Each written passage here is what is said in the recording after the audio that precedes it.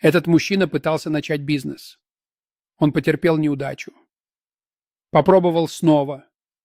Снова неудача. Так продолжалось 100 раз.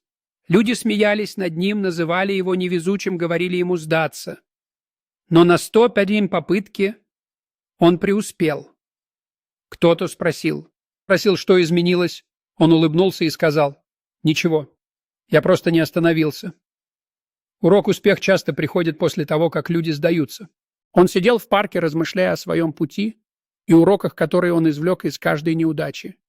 В руках у него был блокнот, переполненный заметками и эскизами, символизируя упорство и план к его окончательному успеху.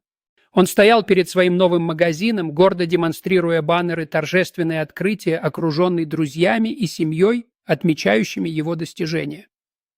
С высоты птичьего полета видно, как улица заполнена покупателями, входящими в магазин, подчеркивающими атмосферу успеха и поддержки сообщества.